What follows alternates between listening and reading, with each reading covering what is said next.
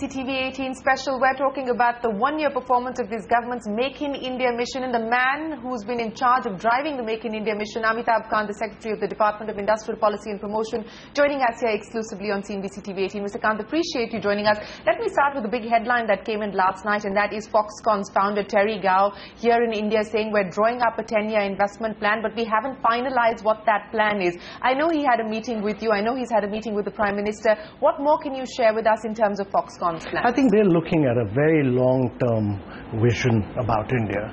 Their team has been several times in India. They've traveled through the length and breadth of India, several destinations. I think they're looking at about 10 to 12 manufacturing units across India, very large-scale investments. What kind of investments would that entail? They're looking at manufacturing across solar, across mobiles, across handheld sets, and they're looking at it as making India a manufacturing base for global supplies. So they need to do their homework right. They are still in the process of detailed interaction, and I think we should give them some breathing time on this. By when do you expect them to finalize their plans? Terry Gao saying that they still have to deal with challenges related to land, infrastructure, so on and so forth. They've identified several states, and several states are wooing them. But by when do you anticipate that they will finalize their plans? And ballpark, what is the kind of number that they've spoken to you about in terms of investment? I think it's a very, very large-scale investment. If we are talking about 10 to 12 manufacturing units across, they're already in Andhra Pradesh. Yeah. In fact, they are manufacturing right now for Xiaomi telephones. They were in Chennai. They've relocated to Secy in Andhra Pradesh, but they are looking at manufacturing across minimum of 10 to 12 sites. So they've traveled to about 6 or 7 states already, and I think they're looking at a fairly large-scale investment. So I think we should allow them to do their due diligence. Okay, let's allow Foxconn to do its due diligence. But Mr. Kant, can you share with us who are the other big-ticket investors who are likely to finalize their India investment plans? I know before they meet the Prime Minister, they're in your office meeting you. Can you give us a sense of the kind of investments lined up and the marquee names that are likely to invest? You know, first and foremost, it's important to realize that since the launch of Make in India, India's FDI has grown by roughly about 48%, at a time when globally FDIs have fallen by about 16%. So India's really enhanced its capacity in terms of attracting FDI. We've had some very good investments in recent times. You've had the Daimler plant in Chennai, you have GE in Pune. We've just had General Motors announcing that it will be investing $1 billion. You've had Ford expanding its presence. Samsung is expanding its presence, and I personally feel that many big-ticket investments, the Wanda Group from China, the SoftBank, Masai Son has already invested about close to $2.5 billion in India, but he's looking at very large investments in solar sector. And my personal view is that we are heading for some big-ticket investments in the coming 6 to 7 months in India. Ballpark figure? My personal view is that India is going to see some major investments on the manufacturing side in the next 6 to 7 months. In the next 6 to 7 months. Okay, since you're talking about big-ticket investments, I come back to the question on whether this government's change of heart as far as the land acquisition policy is concerned is going to hurt those investment plans. Because at this point in time, of course, the parliamentary panel is yet to submit its report, but all sources indicate that the government is unlikely to continue or pursue the reforms that it intended to pursue through its ordinance, and we're going to go back to the 2013 land bill. How significantly is that going to damage investment plans as far as you're concerned? I don't think there's a change of heart. I think the long-term vision is very much intact. It's very, very clear that the government wants to push manufacturing. It wants to push investments in a very big way. They are pushing for land acquisition. They need to arrive at a consensus. The feeling is that it's much better to use states to drive many more changes, states must become the key driver of growth. So if consensus is elusive in center, we must allow many states to move forward, and states will actually become the key driver of India's growth. So to my mind, if you have 10 to 12 states in India driving India's growth, then India is bound to grow at about 9 to 10% over a long period of time. You need 10 champion states in India. Okay. So they must become the reformist states, and that zeal of the states must transfer to the central government. Okay, I know you cannot speak too much as far as the land bill is concerned, because you have depots in front of the parliamentary panel, so I understand the sensitivity there. I'll come back to land in just a second, but let me ask you. I've always been a believer that whatever we do, whether it's land acquisition or several laws and acts across the country, we must make things extremely simple, extremely easy for people to come in and do business. Okay, speaking of doing things and making things easy, let's talk about the FDI composite cap, and of course the DIPP's clarifications have been out just a while back. Let me talk to you about the two sectors where actually there is no change. One is defense and the other is banking. While I understand the sensitivity as far as the defense sector is concerned, one doesn't understand why, using the composite cap window, you haven't been able to move as far as the subsectoral limit in banking is concerned. Well, first and foremost, what we've done in composite caps is very revolutionary. It's very radical in terms of allowing fungibility, allowing ease of doing business, allowing people the freedom to move from one kind of investment to the other, making things extremely simple. So I think that must be appreciated across, that we've allowed many sectors where FIIs can move through the automatic route up to 49%. Many FIIs can, in many sectors across the board, companies can move up to 49%. Now, banking and defense was discussed and debated across. We do interministerial discussions. It was felt that these are strategic sectors. We need to hold on to this. So in the case of banking, actually, there's already 49% FII. So I think, to my mind, 49% FII is a lot for banking at this point of time. Okay. And in the case of defense, it's already 26%. So that's fairly significant. In a 49% FDI, if 26% is allowed for defense, is fine. Okay. And in 74% for bank, if 49% is already allowed for FII.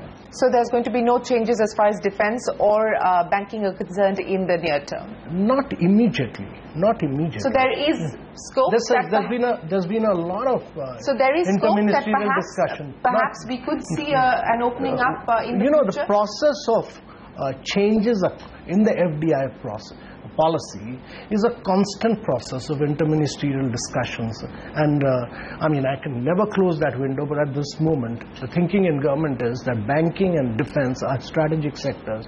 We need to limit FII to 49 and 26%. Okay, let me ask you about retail, because actually there has been so to speak a relief as far as the retail sector is concerned. 49% in multi-brand retail, the FPI route through the automatic window.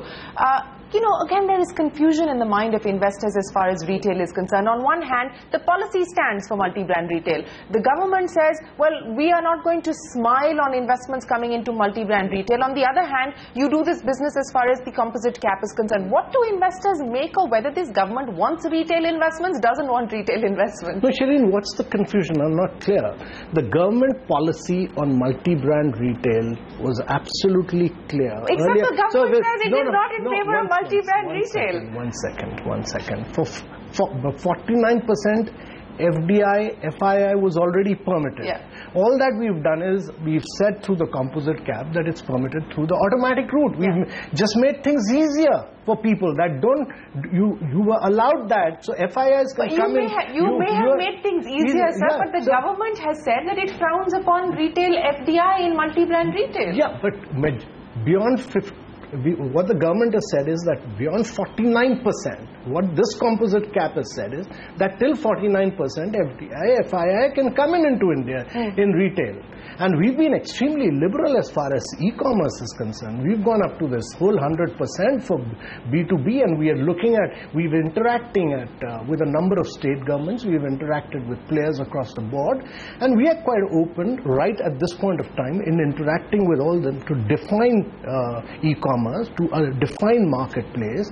We are waiting for some more inputs from the state governments, and we will take this forward. Since you're talking about e-commerce and liberalizing the e-commerce regulations further, is there a thought that at least as far as single brand is concerned, the IKEAs of the world, for instance, allow them to go the B2C route on e-commerce? No, so there's been a lot of interaction. We've been constantly liberalizing the single brand route. We've actually done further liberalization expected. Are you likely to do away with the sourcing norms, for instance, for single brand? We've just done this for Nike and Adidas, where we've said that those who have franchisee stores can actually establish their own outlets. Now, the issue of 30% sourcing is something which has been embedded in the policy for a long time. I think that's something which we've got representation on single brand. That's an issue which is being examined. Is it likely to be diluted or done away with? Well, I don't think it can be completely done away with, because we need sourcing. So it will be diluted? No, we need to look at some high technology sectors where local sourcing may not just be feasible at all. So we are examining these issues. Where is it that it's not, we are keen that actually sourcing must take place from India, but in certain sectors it just may not be technically feasible. Okay, so you could take a more sectoral approach as far as the minimum sourcing requirement is concerned. We are interacting with players across the board. How soon do you expect to formalize the regulations as far as e-commerce is concerned? I think, Shereen, this is one ministry which has been at it in terms of liberalization. We've liberalized everything possible.